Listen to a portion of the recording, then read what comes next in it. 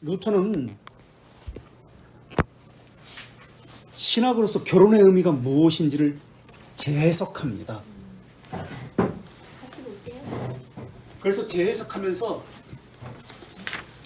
서원을 2번 했거든요. 루터는 어떤 서원이었죠? 결혼과 관련해서 결혼하지 않겠다는 서원을 했어요. 수도사가 될 때 결혼하면 안 되잖아요. 수도사는 사제가 될 때 서원을 합니다. 근데 결혼의 의미가 무엇인지를 재해석하면서 이제 결혼 생활을 하는데, 서원을 이야기할 때 3가지를 고려해야 합니다. 서원을 할 때 하나는 내가 그것을 감당할 수 있는가를 고려해야 합니다. 그러니까 내가 그것을 감당할 수 있는가라는 말은 내가 누구인가를 고려하라는 말입니다. 내가 할 수 있겠는가? 믿음의 분량에 따라 서원을 해야 한다는 뜻입니다. 2번째, 무슨 의도로 서원을 해야 했는지를 살펴야 합니다. 무슨 의도로 서원을 했는지. 그냥 성급한 마음으로 내 이익을 위해서 서원하는 경우가 많이 있잖아요. 내가 이렇게 하겠습니다. 그럼 내게 무엇을 주십시오라는 식으로. 그러나 하나님은 겉으로 드러나는 것이 아니라 우리의 의도를 보십니다. 3번째, 누구에게 내가 서원을 하고 있는지 고려해야 합니다. 삼일체 하나님을 아는가? 이 말은 자의적 숭배를 해서는 안 된다는 의미입니다. 그래서 하나님께서 하나님의 말씀에서 인정하지 않는 것이 서원되면 안 된다라는 뜻입니다. 헛된 것으로 하나님을 속이지 말라. 다 자의적 숭배입니다. 그래서 이 서원이 3가지가 고려되지 않으면 이것은 무효입니다.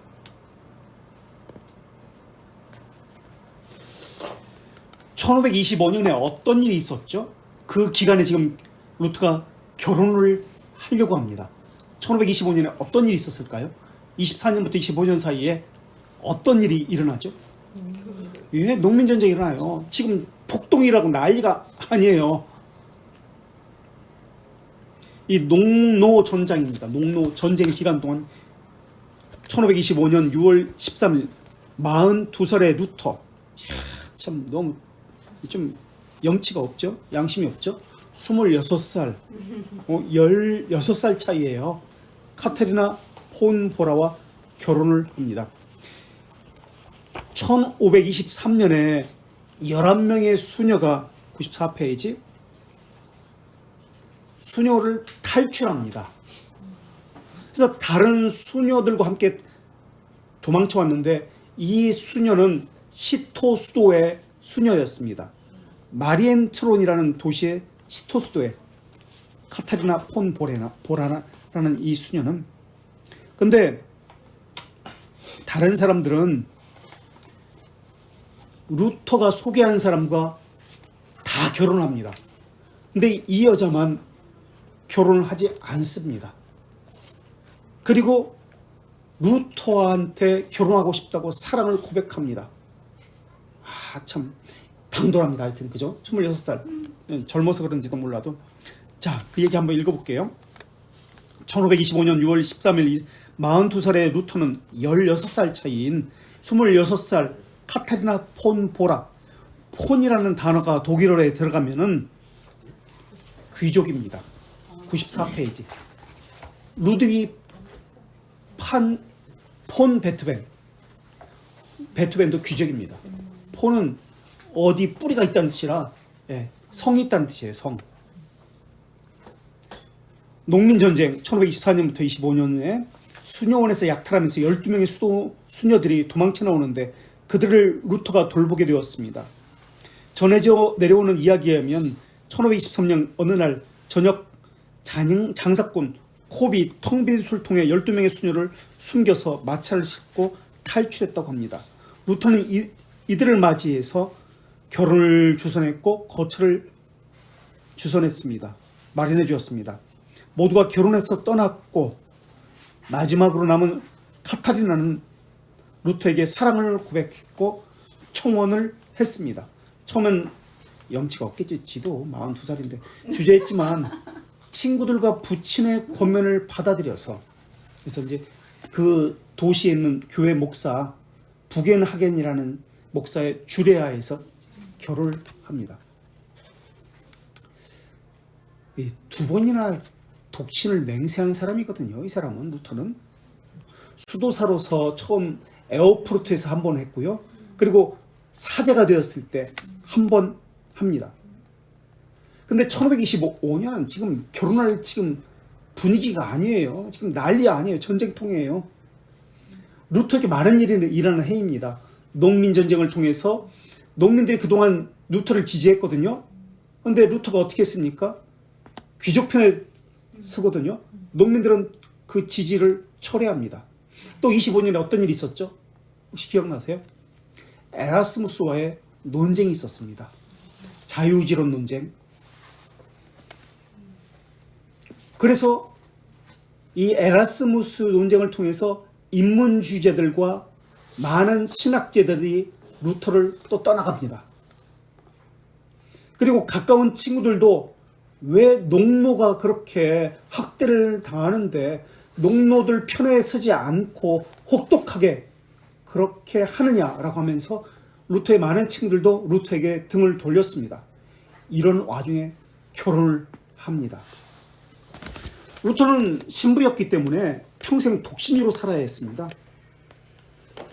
그런데 루터가 수도원 서약에 대해서 비판하면서 많은 수도원에서 수도사들이 수도원을 떠났습니다. 그래서 1525년에도 지금 이 카타리나 폰 보라를 비롯해서 12명의 수녀들이 수도원을 떠났는데요. 12명 중에서 3명은 자기 집으로 돌아갔습니다.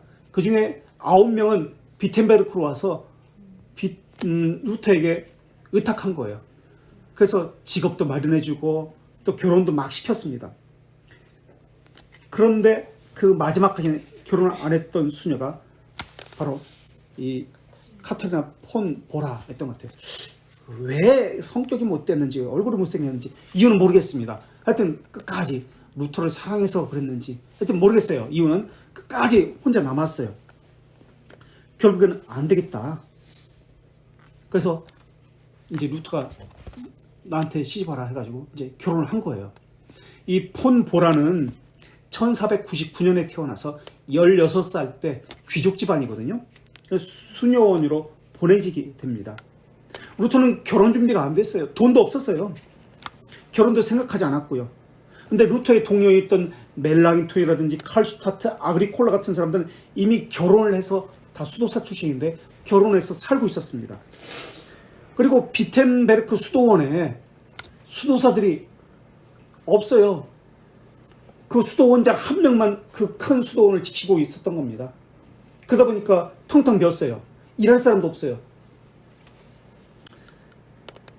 그래서 여기는 미사도 없고요. 수도원이 텅텅 비었으니까 수도원에서 다 수도사가 나와버렸으니까요. 돌보는 사람도 없습니다. 이 카타리나는 비텐베르크에 유명한 화가가 있는데 크라나흐라는 사람입니다. 그 집에 머물면서 이 사람은 은행장이기도 했어요. 돈이 많았어요. 그 다음에 미술가였어요. 유명한 미술가인데 루터 성경에 보면 그림이 이 사람이 그린 거예요. 종교개혁가인데 이 사람의 집에서 일을 하도록 주선을 해가지고 이 사람 집에서 일을 하고 있었습니다. 이 농민전쟁이 일어나가지고 마침 자기네 집에 만스펠트에 있던 부모님에게 들려서 부모님을 만나게 됩니다. 이때 부모가 뭐라고 하냐면 야 이제 너 나이가 있지 않냐? 42살이면 좀 나도 손주 좀 보게 해달라고 이야기합니다.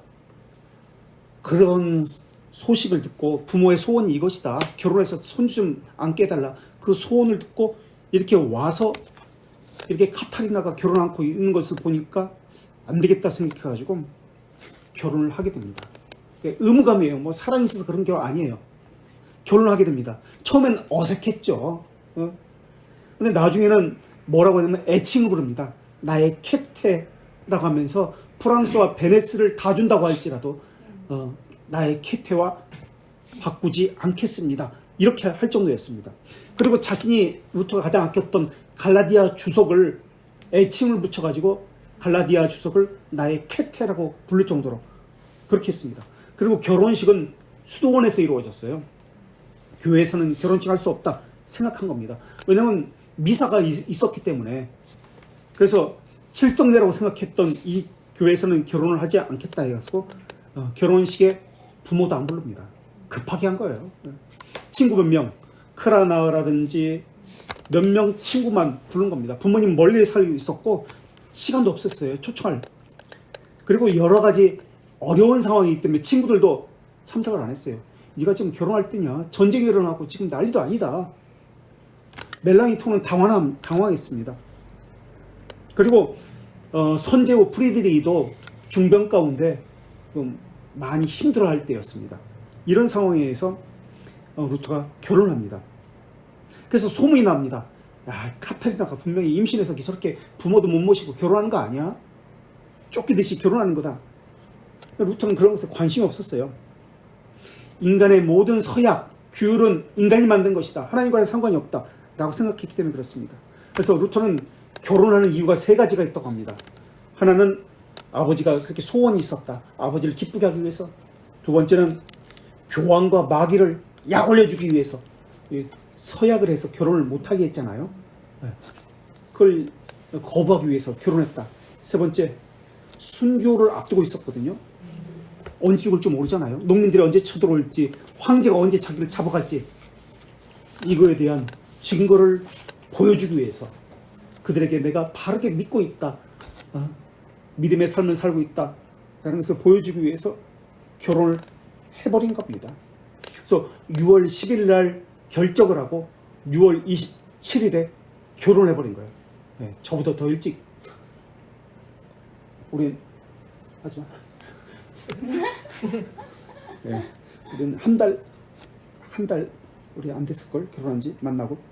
루터는 더해요. 17일 만에 결혼합니다. 물론 그 전부터 알고 있었지. 목요일이었습니다. 결혼 전에는 루터가 남자 혼자 42살 노총각이 혼자 산다면 뻔한 번째, 청소도 않고 그냥 이불을 개본 적이 없던 사람이에요. 이 사람은 이불을 개지 않고 이불 그대로 있는 상태, 들어갔다 나왔다 그런 사람이 있어요. 루터는. 저랑 똑같네요. 근데 결혼하고 보니까 어느 날부터 이불이 개어져 있어.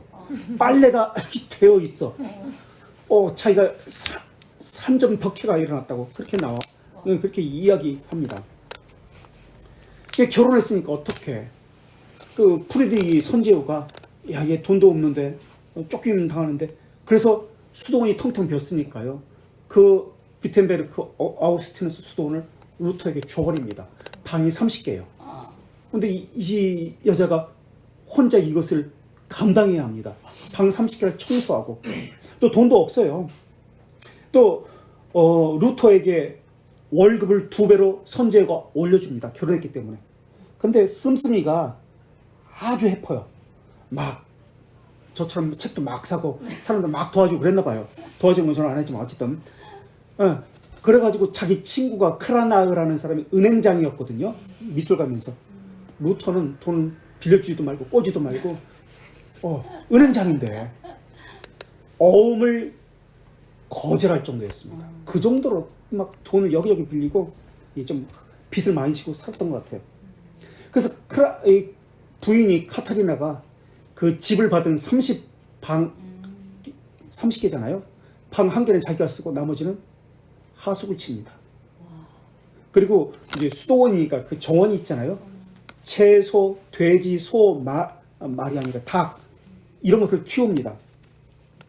그리고 낚시를 합니다. 여자가 낚시해서 물고기 낚고 도살도 직접 합니다. 소도 잡고 돼지도 잡고 그거 가지고 이제 키우는 거예요. 하숙하면서.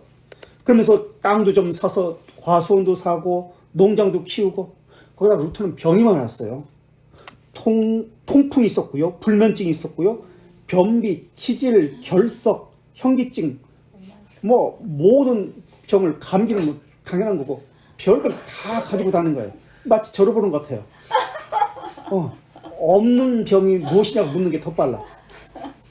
거기다가 그러다 보니까 카타리나가 약초를 키워서 반의사가 됐다고 그래요. 하도 아프니까 약초를 키워서 다려주고 찜질하고 마사지 해주고. 그래서 아들 중에 하나가 의사가 됐는데 자기 엄마 보고 우리 엄마는 반의사라고 자기 아빠를 그렇게 맨날 돌보고 했기 때문에. 루터는 자녀를 6남매를 낳습니다. 근데 이 둘이 죽습니다. 거기다가 6남매를 기르는 것도 모자라서 이 오지랖이 넓어. 친척의 자녀 가운데 전쟁이 있었으니까 부모가 많이 죽잖아요. 친척의 자녀 가운데 4자녀를 데리고 와서 10자녀를 자기 집에서 키웁니다. 방이 30개니까 뭐 하나씩 넣어도 한참 남잖아요. 그리고 나머지 방은 하숙치고. 그래서 하숙생이 25명, 아이들 10명. 그것을 누가 혼자 돌봤다? 카타리나가. 야, 식사를 한 번 하려면 엄청났습니다. 몇십 인분이야? 10명. 한 50인분 했겠지. 거기다가 루터에 대해서 뭐라고 불렀냐면, 독일어는 유 있잖아요. 유. 두라고 부르거든요. 친한 사람한테는 나이 상관없이 두라고 불러요. 이어 또는 지라고 부릅니다. 존칭을 씁니다. 극존칭이 지거든요. 지, 당신, 높이 부르는 거예요. 루터에 대해서, 남편에 대해서 수녀원에서 마치 종교개혁자 이를 바라보는 것처럼 이어, 그러니까 히지죠. 그분이란 뜻이에요. 히지 또는 쥐라고 그렇게 항상 그렇게 불렀어요. 그래서 카타리아는 소외감을 느꼈습니다. 맨날 밥하다가 탐났어요. 일하고 밥하고. 또 학생들이거든요. 비텐베르크 교수였잖아요. 교수 월급 얼마 안 됐었나 봐요. 교수 월급 받아도 다 남들 줘버리고.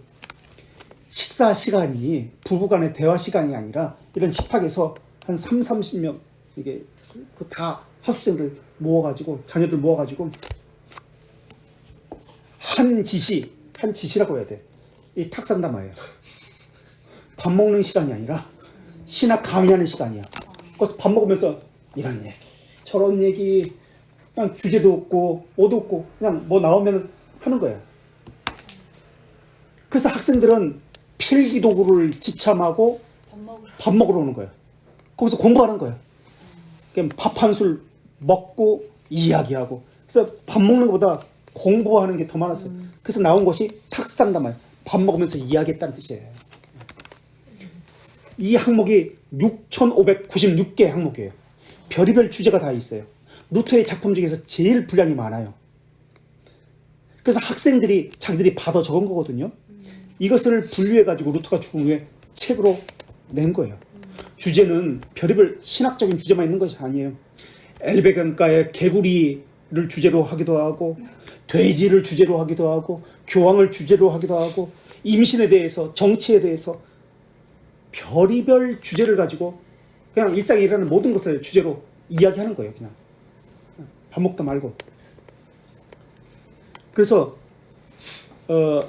이 책들 가운데 하나를 소개하면 수도사는 뭐라고 얘기했냐면, 루터는 그 교황이 입고 있는 털 코트의 벼룩들이다라고 이야기합니다.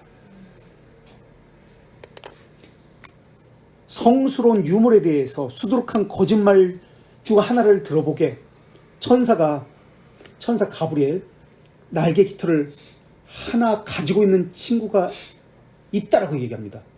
네. 그리고 마인츠의 대주교는 뭘 가지고 있었냐면, 당시에 그 모세가 떨기나무에 불타는 떨기나무 봤잖아요. 그 불꽃 하나를 마인츠 대주교가 지금 가지고 있다. 그 당시 유물이에요. 이거 하나 가지고 있어야 돼. 뼈라도 뭐 하나 가지고 있어야 돼. 그렇게 보관하고 있다. 그게 당시 그런 이야기를 하는 거예요. 그 당시에 또 전쟁이 있었거든요. 투르키 이슬람들과 전쟁이 있었는데, 한 장교가 자기 부하들한테 이렇게 얘기했대요. 너희들이 죽으면은 천국에서 예수 그리스도와 함께 식사하는 것이다. 그러다가 전쟁이 치열하자 장교가 부하들은 전쟁터에 보내고 장교는 도망갔대요. 그래서 부하들이 왜 도망가십니까? 예수 그리스도와 함께 식사하고 싶지 않습니까? 라고 물었더니 그 장교가 뭐라고 얘기했냐면, 오늘이 마침 금식의 날이라서 그리고 나서 도망갔다는 거예요. 그런 얘기를 하는 거야. 그 당시 있었던 얘기를 그냥 비웃는 거야. 십자군 전쟁에 나가면 죽으면 천국 가잖아요. 그런 얘기를 하는 거예요. 여기서. 그래서 탁상담화가 소 제목이 뭐냐면 사적인 대담들이라고 대화록이라고 써 있어요. 사적으로 제자들하고 그냥 이거 하는 거, 이거 하는 거예요. 하나님의 말씀에 대해서 루터는 또 이렇게 얘기했어요. 나는 나이 지긋한 신학 박사이지만은 나는 이날까지 어린이들이 배우는 십계명, 사도신경, 주기도문을 그 이상을 넘어서 보지를 못했다. 나는 지금도 이것을 어린아이처럼 배우고 있다. 나는 내 아들 요한과 딸 막달라를 데리고 지금도 이것을 가지고 공부하고 기도하고 있다. 내 나이라면 알아야 될 것은 나는 지금도 모르고 있다. 이렇게 이야기합니다. 여기서. 그리고 이신칭의를 언제 자기가 깨달았는지도 여기서 얘기해요. 우린 1500 언제죠? 17년에 이걸 95개 조항을 매달았을 때 이신칭을 깨달았다. 아니에요. 19년에 깨달습니다. 2년 후에 여기서 이야기합니다. 그리고 자녀에 대해서 엄청나게 엄격했습니다. 부모를 생각하기를 국가의 왕에 대해서 생각하는 것처럼 그렇게 복종해야 된다고 자녀에 대해서 이렇게 가르쳤습니다. 그래서 한 번은 자신의 아들이 말을 안 듣자 4일간 가둬놓고 아주 혼냈나 봐요. 그래서 아내나 다른 사람들이 와가지고 용서해라고 그래도 절대 용서할 수 없다. 왜냐하면 부모에게 잘못한 것은 하나님에게 누를 끼친 것이다 라고 했다라고 합니다. 이게 루터의 가정관, 결혼관입니다. 그리고 루터가 이상적으로 생각한 여자는 리브가였어요. 리브가는 이삭을 보지도 않고 결혼하잖아요. 말만 듣고 가문 대 가문으로서 결혼합니다. 부모가 골라주면 순종했다. 이것이 루터의 결혼관이었어요. 순종하는 것. 그래서 결혼 생활을 뭐라고 생각했냐면 인격을 담은 학교다라고 그렇게 묘사했습니다. 그래서 덕을 훈련하는 장소가 결혼 생활이다. 하늘로 가는 훈련. 그래서 수도원 대신 준 것이 결혼이다. 루터 이해가 될 것 같긴 해요. 이해가 되세요? 네. 네. 수도원 생활이세요? 이해가 좀 되네요. 가정생활이 참으로 고된 것이다라고 그렇게 이야기합니다. 아내는 해산의 고통을 갖고 남자는 일하는 고통. 일도 안 했어요. 이 사람은 맨날 돈 벌어는 거 하나도 안 했어요. 하도 돈을 못 벌어오니까 한 번은 예수님처럼 목수의 일을 배웠어요. 자기도 돈을 좀 벌어오겠다고 하다 말았어요. 그것도 하다 말아요. 제대로 하는 게 없어요. 그냥 공부하고 가르치고 무료로 퍼줘가면서 그렇게 했어요. 한 번은 아이가 어렸을 때 아무리 달래도 계속 울음을 멈추지 않는 거예요. 하도 안 돼가지고 이래서 교부들이 결혼에 대해서 험담하는 거야. 그렇게 얘기해요. 이렇게 결혼 생활이 험담해서야 어떻게 내가 견딜 수 있을까? 분통을 터뜨립니다. 생각해보라고. 아담과 하와가 900년을 살았거든요. 900 몇십 년을 결혼 생활을 하면서 얼마나 다투었을지를. 너 때문에 내가 손 아꼈다 먹었다. 너한테 준 게 누구냐. 계속 서로가 900년간 싸웠다는 거예요. 평생 싸웠다는 거예요. 평생 싸우겠죠 진짜. 이런 얘기를 탁 상담해서 이해하는 거예요.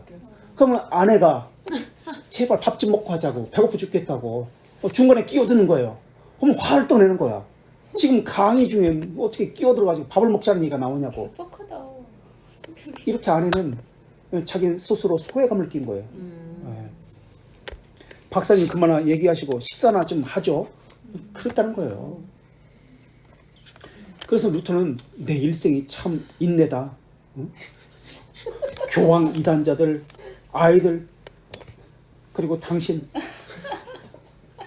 참지 않으면 안 되는 게 나였구나. 이렇게 얘기해요.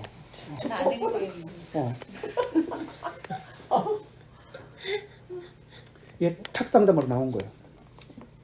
이 책을 가지고 이제 군주들이 출판을 합니다. 그러면서 루터파에서는 이 책을 자기 지역의 교회마다 비치해서 읽게 만들었습니다. 그런데 교황 그레고리우스 13세가 이것들 때문에 자신들의 로마 카톨릭 기반이 무너지잖아요. 그래서 신성 로마 제국의 황제를 꼬드겨서 우돌푸스 2세입니다. 제국 전역에서 이 책을 다 불태워 없애버리라고 금서로 지정해버립니다. 그래서 모든 책을 신성 로마 제국의 황제가 수고해서 불태워버립니다. 그리고 이 책을 소지한 사람도 다 불태워버리라고 칙령을 내버립니다. 그래서 신성 로마 제국 안에서는 이 책을 발견할 수가 없게 되었습니다. 그래서 인쇄본도 필사본도 찾아볼 수 없게 되었습니다. 그러다가 1546년에 루터가 죽어버리잖아요. 1626년 캡틴 헨리 벨이라는 사람이 영국 사람인데요. 독일로 파견을 근무를 가게 됩니다. 근데 영국왕 제임스는 개혁파 황제였거든요. 이 제임스의 명을 받고 독일에 잠시 체류하고 있을 때 거기서 침도를 쌓고 있었던 카스파 루드판 슈파르라는 사람이 있었는데 이 사람이 하루는 자기 집에 아주 낡아가지고 낡은 집을 부수고 새로 짓게 되었습니다. 그래서 땅을 파고 있는데 그 땅 속에서 갑자기 귀한 천으로 둘둘 말린 어떤 것이 나오게 됩니다. 이것을 펴보니까 독일말로 써 있었던 어떤 책이었습니다. 그게 바로 이 책이었습니다. 그래서 독일 사람으로서 이것을 가지고 있을 수 없으니까 신성로마 제국은 이태리, 프랑스, 영국은 제외하고 독일 이쪽 지역이거든요. 그러니까 이 영국 사람한테 이것을 주어버립니다. 그래서 이 책을 소지하고 있으면 자기도 죽을 것이기 때문에 독일 사람이기 때문에 영국 사람인 헨리 벨에게 주어버립니다. 그러면서 이 사람은 이것을 영국으로 가져오게 됩니다. 그래서 이 독일을 할 줄 아는 사람이니까 그래 내가 이 영국말로 영어로 번역을 해야지 하는데 귀찮으니까 번역을 안 합니다. 이제부터는 이제 실화인지 아닌지 몰라요. 여기 앞에 나옵니다. 이 이야기들이 나오니까 하는 얘기입니다. 꿈을 꿉니다. 꿈인지 환상인지 밤 12시가 넘었는데요. 어떤 하얀 수염난 할아버지가 나타났습니다. 그래서 뭐라고 얘기하냐면 자네가 받은 독일어 책을 시간을 내서 번역해주지 않겠나? 내가 조만간 시간과 장소를 너에게 마련해 주겠네 라고 하면서 사라져버립니다. 꿈은 아니라고 얘기해요. 자신은 2주일 후에 예배를 드리고 있는데 교회에서 갑자기 추미론에서 지금의 안기부 같은 사람들이 나와가지고 영장을 내밀고 이 사람을 갑자기 잡아가서 감옥에 집어넣어 버렸습니다. 거기서 헨리 벨이 10년간 이유도 모른 채 감옥 생활을 하게 됩니다. 그래서 할 일이 없으니까 거기서 감옥에서 이 책을 5년간 번역을 하게 되었습니다. 그런데 이 번역했다는 책이 있다는 것을 전해드린 캔터베리 대주교 라우드 대주교라는 사람이 자기가 생각하기로는 신성 로마 제국 황제의 명에 의해서 이 책이 모두가 수확됐고 이것을 가지고 있으면 모두가 화형을 당해 죽는다라고 했는데 이 사람이 가지고 있고 번역했다는 소식을 듣고 나서 이 사람에게 찾아가서 나에게 한번 좀 빌려줄 수 있겠나? 근데 이 사람이 거부합니다. 물론 대감독이기 때문에 대주교이기 때문에 강제로 뺏을 수 있습니다만 그렇게 하지 않았나 봅니다. 다시 한번 와서 그 다음에 다시 한번 빌려달라고 합니다. 그래서 마지못해 강제로 뺏을 수도 있는데도 불구하고 빌려달라고 하니까 그러면 소중하게 보관해 주십시오 라고 하면서 빌려줍니다. 그러면서 1년이 지나도록 이 책을 주지 않는 겁니다. 그래서 다시 돌려달라고 이야기했는데 아직 나는 이 책을 다시 보지 못했네 라고 이야기했다는 겁니다. 그래서 결국에는 이 사람이 돌려주지 않으면 의회에 나는 고발하겠습니다. 탄원서를 내겠습니다 라고 이야기합니다. 이게 1646년 무슨 일이 있었던 해죠? 그때가? 전쟁. 예? 어떤 일이 있었던 때예요? 이거 저 돌트가요? 1644. 예, 의회가 있었고, 예. 그러니까 의회가 있는데 탄원서를 내겠다는 거예요. 이게 지금 장로교 사람들이고 이거에 대해서 루터파의 영향을 받아서 이거에 대해서 호감을 가졌던 그런 의회잖아요. 거기에 탄원서를 내겠다 그렇게 이야기한 겁니다. 그런 참에 캔터베리 대주교 라우드가 잡혀 들어갑니다. 그리고 하원 사원 말고 하원이라고 하죠. 하원에서 이 소식을 알고 이 사람에게 찾아와서 위원회를 만들겠다라고 얘기합니다. 그래서 이 책에 대해서 어떤 책인지 우리가 좀 더 검증을 해보겠다라고 그 하원에서 와가지고 위원회를 만들겠다라고 이 사람에게 찾아옵니다. 그러는 와중에 이제 이 대주교는 참수형을 다 죽습니다. 그리고 하원에서 이 헨리 벨을 번역했다는 것을 와서 알고 그것을 와가지고 책의 내용을 검토하고 와, 이 책이 이렇게 대단한 책이었구나.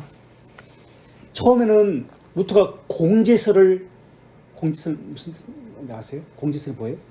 그 자리에 있는 성찬에서 변환사 예? 화채소. 그건 화채설이고 공제설. 자리에 임재하는 예. 여기 위아래 옆에 임한다. 루터가 그 공제설 그 주장했었거든요. 나중에는 바뀝니다. 이 내용이 여기에 담겨 있구나. 이 책은 참으로 훌륭한 책이구나. 공제설을 철회한다는 내용이 여기에 있다라고 밝힌다는 것이 있기 때문에 참으로 대단한 책이다라고 해서 1646년 2월 24일 출판을 해서 영국 전역에 이 탁상나무를 뿌리게 됩니다. 그래서 이 책이 빛을 보게 됩니다. 이게 루터의 결혼 생활 가운데 이게 핵심이에요. 밥 먹다 말고 한 얘기들. 모든 구박과 하얀 수염난 그분은 그랬지 정체가 몰라요. 마련해준 장소가 감옥이었던 거네. 이 책에 나와. 이 서문에 그 이야기가 서론에 그 이야기가 나옵니다. 자기 아내는 12시간 넘어서 자고 있었어요. 자기는 잠을 안 자고 있었대요. 꿈이 아니래요. 현실에서 갑자기 밝은 빛과 함께 그 하얀 수염 나온 할아버지가 나와가지고 자기한테 이야기했다라고 얘기합니다. 그래서 루터가 자신의 저작 중에서 가장 영향력을 끼친 저작은 소교리 문답, 대교리 문답입니다. 자, 우리 책으로 들어가서 아까 읽다 말았죠. 어디서 읽다 말았지? 선제우 예, 넷째 줄 95페이지. 선지후 프리드리히는 비텐베르기 있는 아우구스티누스 수도원을 통통 비웠으니까 루터에게 하사했습니다. 방이 30개, 40개네요. 40개 죄송해요. 3층짜리입니다. 3층짜리. 지금도 있어요. 그래 가면 40개 방. 한 25명 했으니까 학생 10명에다가 그러니까 40개가 맞겠다. 루터는 그 수도원에 카타리나를 보내서 관리하도록 하였습니다. 출판 책을 많이 펴냈잖아요. 대가가 없었어요. 수입이 없었어요. 그래서 수도원에서 그 하숙생을 쳐가지고 그거 가지고 먹고 살았어요. 그래서 사람들이 하도 시끄러우니까 이 집이 좀 조용하게 살아야 되지 않겠느냐. 그래 연구도 하고 공부도 할 거 아니냐 라고 할 정도였어요. 그만큼 학생들과 사람들이 꽉꽉 찼어요. 항상. 루터의 아내가 된 카타리나는 가게를 이끄는 데 주력했기 때문에 루터는 가정사를 읽고 원래부터 가정이라는 게 개념이 없었어요. 루터는 개인적으로 안정을 찾으면서 글을 쓰고 가르치고 목회를 할 수 있습니다. 그녀는 이거 철인이지 철인. 과수원에서 일하고 가축들을 직접 키웠습니다. 돼지, 소, 닭 키운 것뿐만 아니라 맥주도 만들어서 팔았어요. 수도원은 지금도 수도원 가면 밑에가 맥주를 저장할 수 있는 아주 좋은 그 창고 같은 것이 있거든요. 그래서 좋은 맥주는 독일 맥주 수도원에서 나옵니다. 아우구스티누스 수도원에서 나온 맥주가 무엇일까요? 뭐 그렇게 생각하세요? 여기 나왔죠. 뭐 그렇게 생각하세요? 아우구스티누스 맥주 네, 아우구스티노예요. 아우구스티노. 바울손. 다운 맥주 파울로는 미넨의 파울로는 유명한 수도사 복장 있잖아요. 바이에른 미넨 김민재 뛰고 있잖아요. 거기 그 후원하는 맥주에서 독일 옥토베스트 그 파울로네요. 그게 바울. 그 수도사 복장 하고 있잖아요. 그럼 훌륭한 맥주입니다. 그래서 학생, 손님, 위원들이 찾아와 숙식을 해도 불평한 마디 없이 잘 해냈습니다. 루터가 건강이 1527년부터 건강이 안 좋았습니다. 1546년에 죽으니까 하여튼 오랫동안 신장결석, 가슴 통증, 어지러움, 심지어 꼴가닥 졸도까지 해요. 갑자기 쓰러지기도 합니다. 쇠약해지자 그 옆에서 간호사 설교도 못할 정도로 수시로 그랬습니다. 루터가 자신의 아내를 뭐라고 부르냐면 비텐베르크의 새벽벌, 말이 좋아 새벽벌이지 새벽부터 그냥 일꾼처럼 일했다는 뜻이에요. 그녀는 새벽부터 부지런히 일어나서 루터의 사역과 가정사역에 온 정성과 힘을 쏟았습니다. 야, 빨래만 해도 6명의 자녀 중을 두었지만 딸이 죽습니다. 일찍 죽고 막내 마가레타의 후손들만 남았습니다. 카타리나가 보여준 모범적인 가정생활은 수세기 동안 독일 가정의 모범이 되었습니다. 그녀는 1546년 루터가 세상을 떠난 후에 6년을 더 살다가 1552년에 주님의 부르심을 받습니다. 여기까지 아직 죽이면 안 됩니다. 루터를. 왜냐면 1500 지금 25년이니까 더 많은 사건들이 아직 남아 있습니다. 그래서 죽이는 것은 1546년에 죽이니까 좀 더 기다렸다 죽입시다. 그래서 주님 곁으로 가면 아직 안 되고 많은 사건들이 아직 있어요. 그래서 좀 내버려 두고요. 그 회의들 이제 논쟁들이 이제 벌어지게 되는데 제가 지금 나눠준 것 있잖아요. 이거를 한번 좀 읽어보겠습니다. 이게 편지예요. 편지를 많이 씁니다. 루터가. 그래서 죽기 전에 마지막으로 보낸 편지예요. 아내 카타린에게. 그래서 루터의 심정으로 아내에게 보낸 마지막 편지. 우리 수도사 그 경험을 누굴 시켜? 한번 좀 루터로서 루터가 아는 카타리나에게 네, 카타리나도 좀 해주시고 루터로 해주시고 한번 좀 루터로서 한번 읽어주세요. 아내 카타리나에게. 루터가 아내 카타리나 그거 빼고. 진심으로 사랑하는 나의 아내 카타리나 루터 박사 부인. 죄송해요, 제가 돋보기가 없어가지고. 아 그러세요? 그러면 어떡하지? 요 두 분이로 해야 되겠다. 예. 루터네 맞네. 좀 해주세요. 아내 카타리나 해주시고. 진심으로 사랑하는 나의 아내 카타리나 루터 박사 부인 여박사 쥐스 도르프 여주인 이제 자기 살 돈도. 돼지 시장 아주머니에게 그 외에 명칭이 있으면 덧붙이리라. 그리스도 안에서 은총과 평화가 함께하기를. 사랑하는 캐테 애칭입니다. 아이스 레벤으로 가는 여로에서 그곳에 도착하기 멀어져 난 기진을 버리고 말았어. 그건 내 탓이었어. 만약 당신이 곁에 있었더라면 유대인이나 아니면 그들의 하나님 탓이라고 말했을 터인데 사실대로 말하자면 마을 근처쯤 와서 마차 뒤에서 머리와 수염에 온통 찬바람을 맞았는데 바람이 어찌나 매섭던지 내가 얼어붙는 줄 알았다. 난 당신이 칭찬했던 만스파이트 맥주와 거의 같은 맛이 나는 노비브루크 맥주를 마시고 있어. 맥주 맛도 꽤 괜찮고 아침에는 3시간 동안 3번이나 화장실을 가야만 했어. 당신의 작은 아들들은 그저께 만스파이트로 갔는데 거기서 뭔들 하는지 모르겠어. 날씨가 춥다면 추워하고 있겠지만 지금은 날씨가 따뜻하니 달리 뭘 하고 있는지 아니면 지겨워하고 있는지 마음 가는 대로 하고 있을 거예요. 집안 식구들 모두 잘 지내길 바라며 식탁 동료들 모두에게 연보 전해주시오. 주님 봉헌 축일밤에 당신의 늙은 연인 마르티네스 루터. 예, 이제 아내 카타리나가 루터에게 그 편지를 받고 답장을 보냅니다. 마차 안으로 새어드는 틈새 바람을 쏘이지 않도록 당신 정말로 더 조심하셔야 돼요. 그래서 모피 모자를 써야 된다고 당신에게 말했던 거잖아요. 아무튼 집으로 돌아오실 때 언급하신 맥주를 작은 통으로 하나 가져오세요. 당신 배가 또 딱딱하게 굳으면 다른 약재를 쓰지 않더라도 좀 넉넉할 정도로요. 그건 그렇고 당신 다리가 염려되어 마음이 편치 않군요.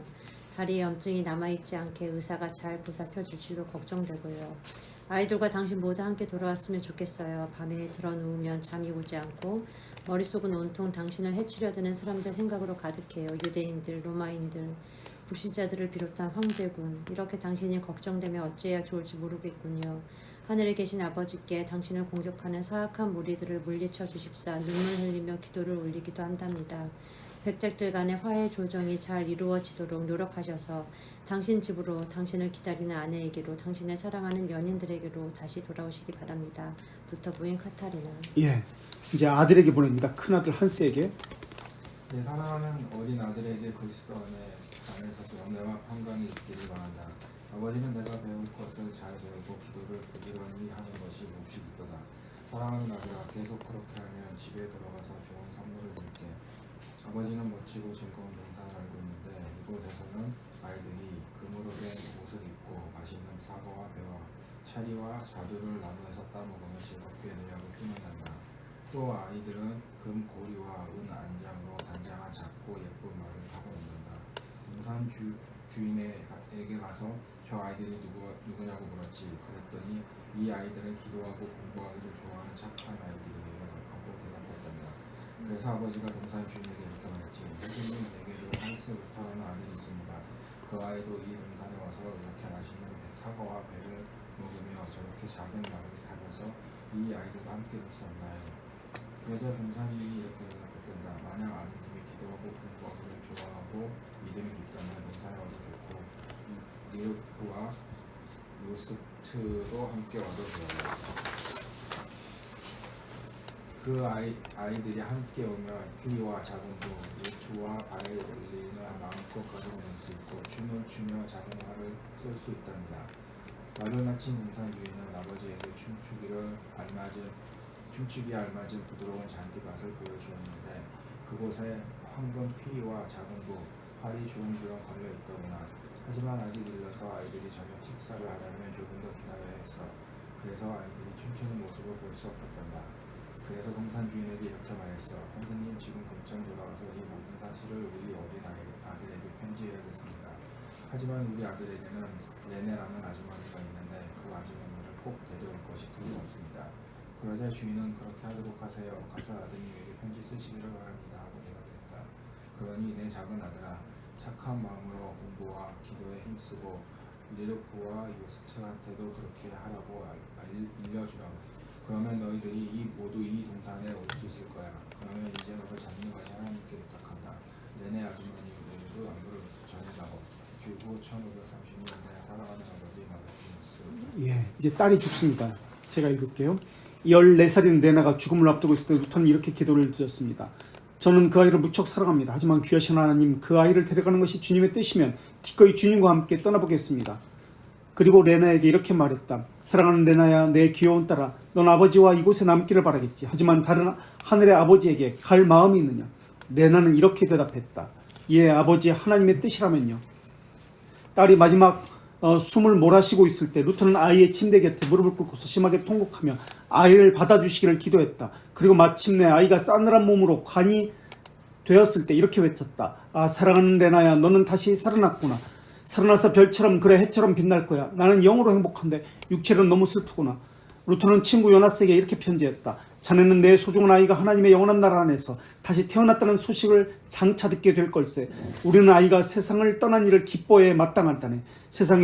세상과 육신과 마귀에게서 해방되었으니 말일세. 그러나 혈육의 정이 워낙 강해서 마음이 찢을 것만 같고 우리 자신이 죽음을 당한 것만 같군. 루터는 딸의 묘비에 다음과 같은 글을 새겨 넣었다.